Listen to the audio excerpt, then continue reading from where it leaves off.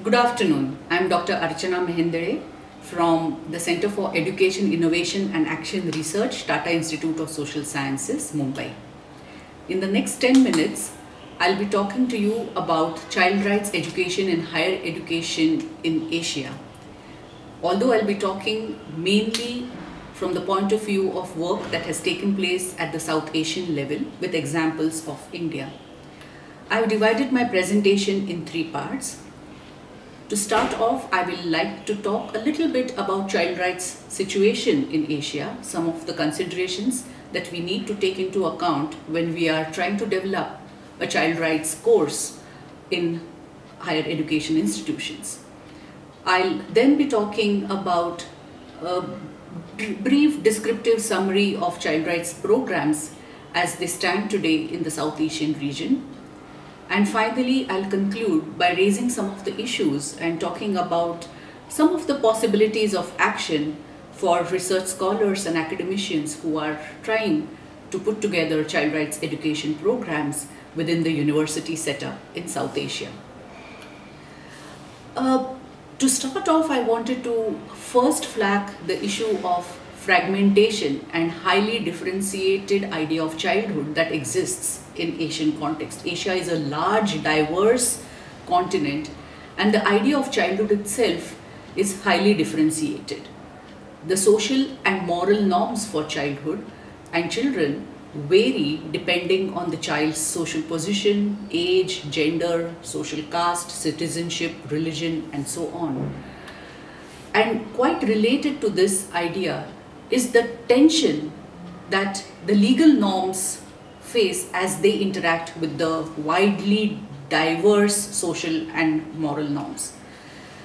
The first tension is the crystallization of a universal norm. Legal norms essentially have to be universal, especially when they are offered in the country contexts.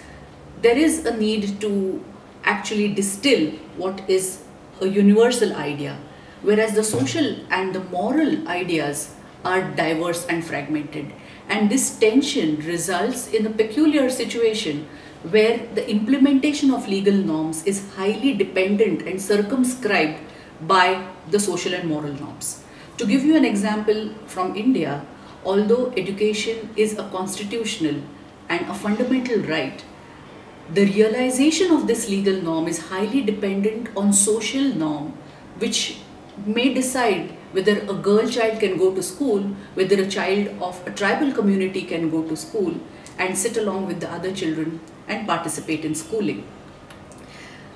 The third idea which we need to take on board is the fact that norms about childhood itself, not just in Asia but I'm sure at the international level also, are in a state of great flux, because there is a need to reinvent and recreate the local norms in the light of global norms. And this adaptation and adjustment with the global project of childhood and child rights needs to be located within multiple discourses and contestations that exist at the local level. And lastly, what I think is emerging very strongly is the need to have evidence-based policy making with regards to children at the Asian level. There is hectic policy making, but this is not necessarily informed by sound evidence. And one of the reasons why this does not happen is because there is a very poor research base when it comes to work on child rights in Asia. And therefore policy making very often, which is definitely a political exercise, is informed by vested interests and not always backed by hardcore evidence. Now let me move to the second area of my presentation, which is the descriptive summary of child rights courses offered in the Asian region. And this is primarily based on the workshop which we had a few years ago when Professor Philip Jaffe of University of Geneva was present, and we had a gathering of child rights academics in the region, each sharing their own struggles with regards to establishing child rights programs in their respective universities. I've given this description in the handouts, so I would encourage you all to look at that. And for want of time, I will not dwell upon that because I have been allocated only 10 minutes. I'll move straight away to discussing the issues and some of the questions that we are grappling with in this region while establishing child rights programs within academia. One of the first questions that we have to actually deal with is that child rights does not fit in very neatly within any one particular discipline. Whether it has to be established within psychology department, law department, sociology, there is very often a difficulty in locating it, because child rights education is primarily requiring a multidisciplinary approach.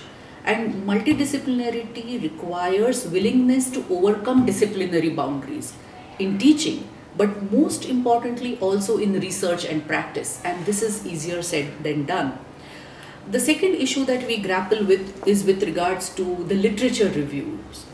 If you look at the literature available on child rights today, there is a predominance of material emerging from Western region.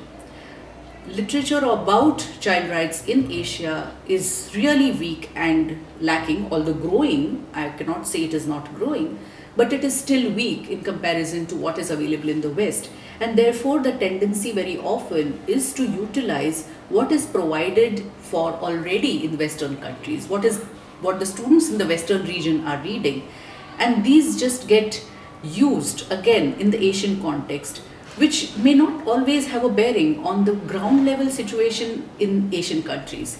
And this clearly is linked to the fact that we do not have adequate region-specific child rights literature. Also again linked to the fact that there are very few research centers on child rights in the region. The third issue is with regards to the content itself. The content is vast, it is layered, it is context specific, it is sometimes discipline specific, it is sometimes also very centrally determined, but needs to be periodically revised. And unless there are mechanisms for scholars to come together in this region, revisit what material is being offered and revise it as per the requirements, this is not going to happen. And mechanisms for such sharing and networking of academicians in the region are currently lacking. What we also need is different kinds of courses at different levels to meet requirements of different audience. And it requires a sense of prioritizing. They need to supplement each other, they need to complement each other. And for the region, there is a need to have an agenda for child rights education as well as research. And this can happen only if there is a network like the one that you have in Europe. There are also resource considerations for starting a course, because universities receive funds from the University Grants Commission, say for example in the Indian context, and unless the University Grants Commission looks at this as a course which is likely to yield economic returns, very often considerations such as this affect grant of subsidies to programs, and self-finance courses become extremely expensive for students. So there is a tussle of financial resources, a struggle to get money to start programs, and there is also a crunch of human resources, faculty who have done research in child rights who can be drawn upon to teach in such programs. And there is also a question whether we should be investing in courses that are trying to meet the needs of yesterday, or should we really try to offer courses that are trying to meet needs of today or needs of tomorrow? And this is a tension that we have not been able to actually resolve. And lastly, as I said, there is a need to really create links between global, regional and national through academic programs, through research, through practice and through experience sharing. I wish all the delegates the very best for this conference, and I hope this conference is also able to identify areas where there is greater collaboration between Asian scholars and European scholars in strengthening child rights within academia. Thank you very much.